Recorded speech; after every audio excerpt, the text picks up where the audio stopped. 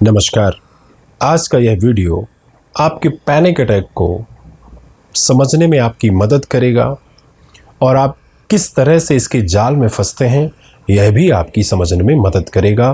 फिर आप इससे किस तरह से बाहर आ सकते हैं इसमें भी आपकी मदद करेगा। मतलब टोटल ऑल अगर यह वीडियो आप पूरा अंत तक देखते हैं और इसकी बातों को समझते हैं तो निश्चित ही आप अपने पैनिक अटैक से धीरे धीरे करके बाहर आ जाएंगे।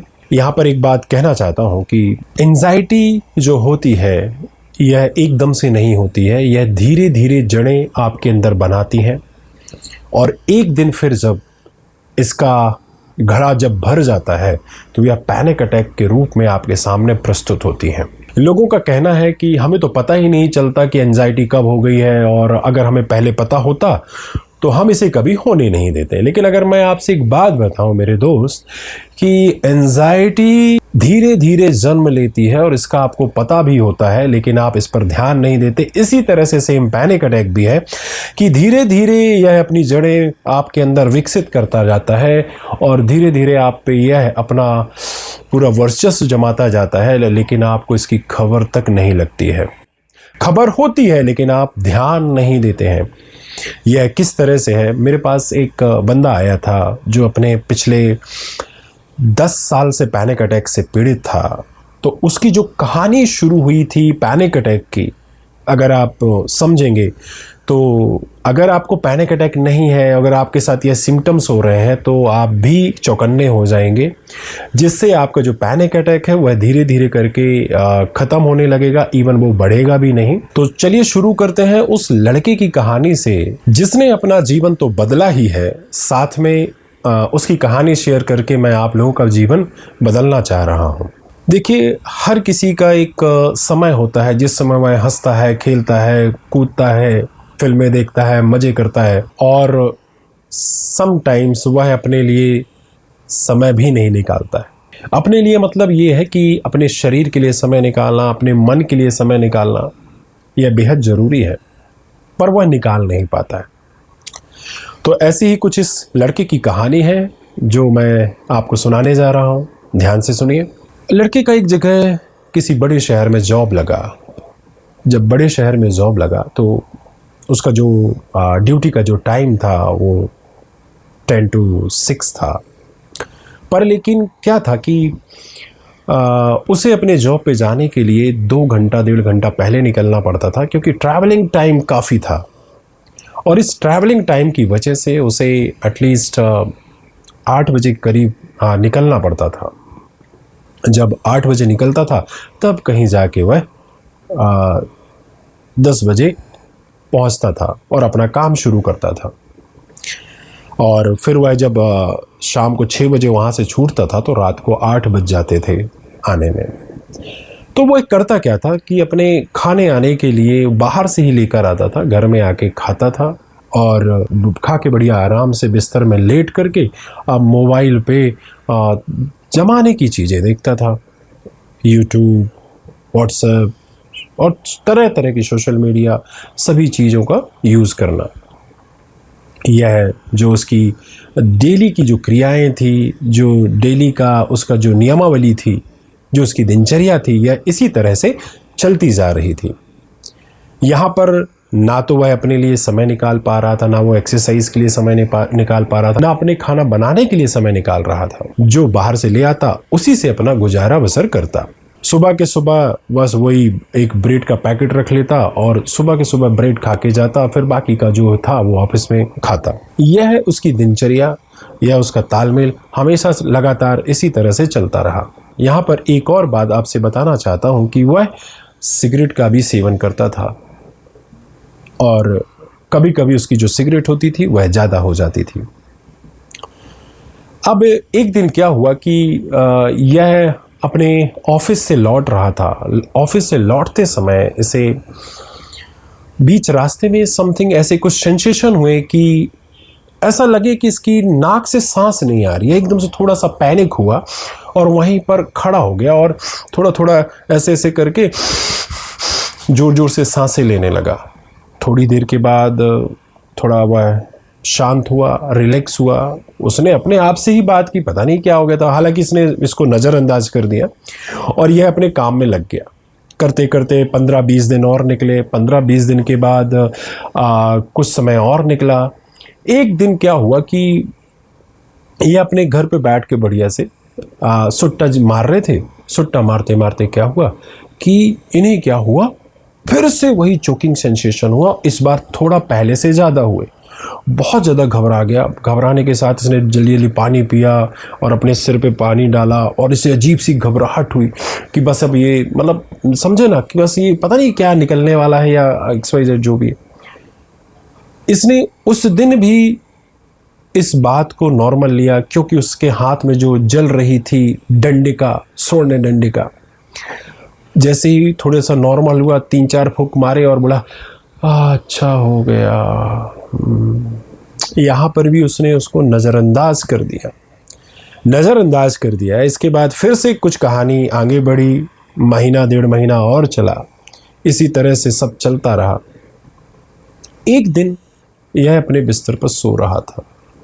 सोते सोते मोबाइल देख रहा था। मोबाइल देखते देखते फुक्की मार रहा था। करते करते करते इसे ऐसा एहसास हुआ कि किसी ने इसकी नाक को दबा लिया है। नाक को दबा लिया है और इसको बालों से पकड़ के कोई खींच रहा है और ये बहुत जोर जोर से चिल्लाने लगा कि बस ये मरने वाला है, कोई इसको ले जाने वाला है, या कोई XYZ जो भी इसको सिम्टम्स हो रहे हैं। बहुत ज़ोर ज़ोर से चिल्लाने लगा। तो आसपास के जो आजू बाजू लोग रहते थे वह घर के अंदर आ गए और उन्होंने इसे डॉक्टर के पास लेके गए। और जब डॉक्टर के पास लेके गए तब इसके एल लगना शुरू हो गए, क्योंकि अब यह वह स्थिति थी जहाँ पर यह बस अब यह संभलने वाला नहीं था। पैनिक अटैक ऐसे तो नहीं संभलने वाला था। अब डॉक्टरों ने सारे टेस्ट किए, सब किया, सब कुछ बेहतर था।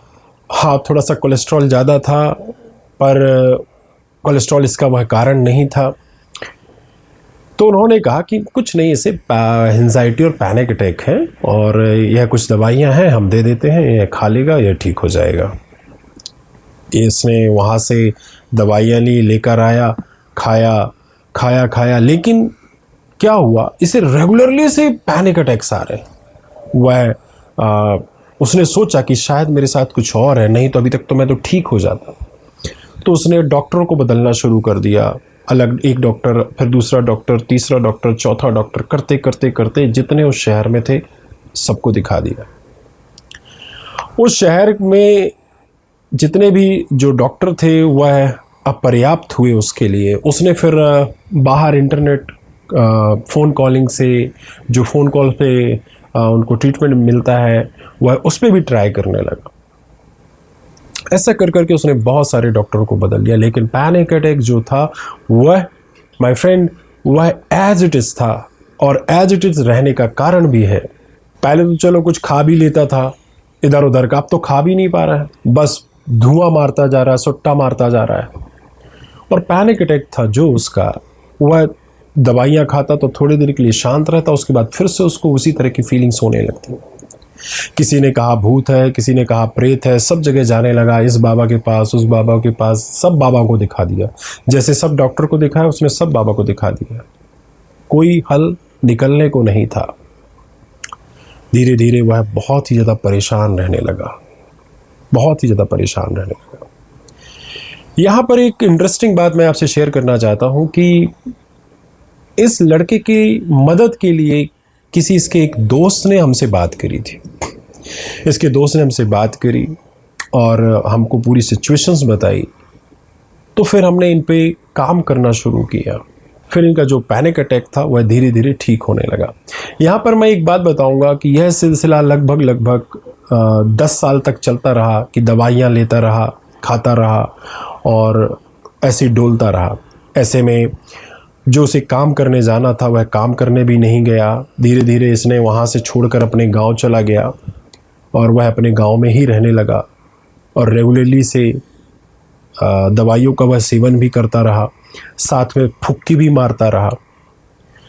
चूँकि घर गया तो घर में थोड़ा बहुत खाना मिलने लगा, थोड़ा अच्छा, तो थोड़ा अच्छा हुआ उसके लिए। लेकिन जो उसका पैनिक अटैक था वो एज इट इज़ था, बस थोड़ी बहुत की जो थी वह कमी थी, लेकिन वो वैसा ही था। और दवाइयाँ जब ख़त्म हो जाए, अगर 3-4 दिन हो जाए, तो फिर से वह कांपने लगता और तड़पने लगता।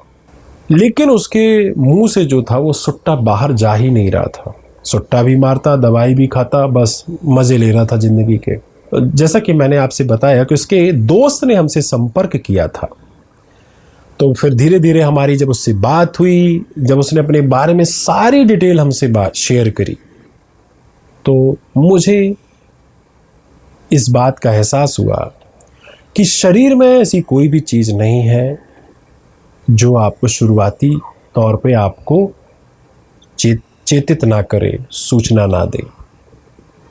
किसी न किसी प्रकार का वह सायरन लक्षण दिखाती ही दिखाती है।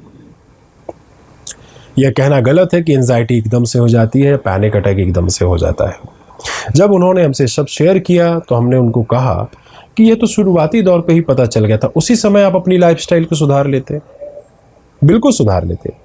देखिए दोस्तों, भला ही कोई कुछ भी कह ले कि पैनिक अटैक के लिए ये केमिकल जिम्मेदार है, वो केमिकल जिम्मेदार है, हाँ होंगे, लेकिन पैनिक अटैक एंजाइटी के लिए जिम्मेदार सिर्फ आप हैं, आपकी आदतें हैं और कुछ नहीं। आप अपने आप को किस तरह से रख रहे हैं, आप अपने आप को किस तरह से चीज़ों में ढाल रहे हैं, यह मायने रखता है। मायने यह नहीं रखता कि कौन से केमिकल का आप डोज ले रहे हैं, वो डोज बढ़ाते जा रहे हैं तो आप हमेशा ठीक रहेंगे, नहीं, कभी नहीं, नेवर।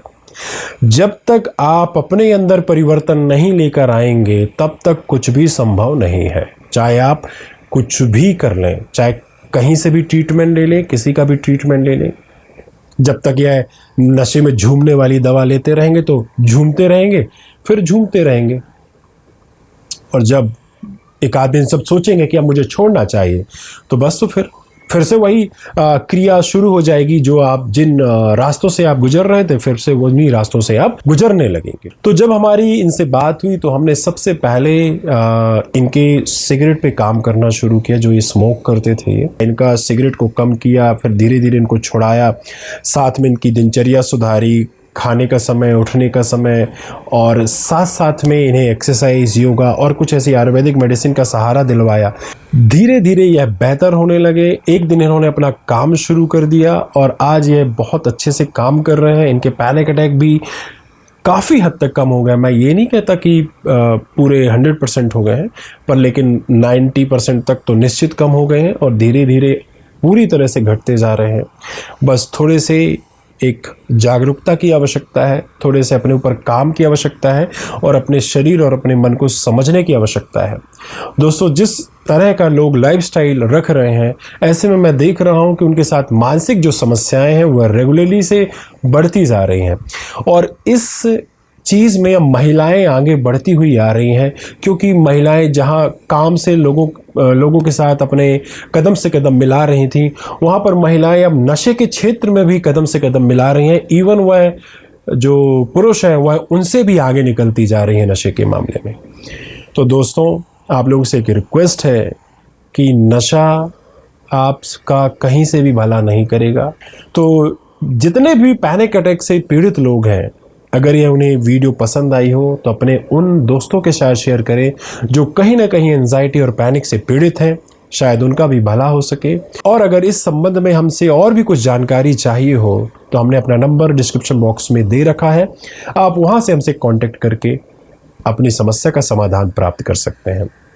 अगर वीडियो पसंद आई हो तो अपने चाहने वालों के साथ ज़रूर शेयर करें। धन्यवाद।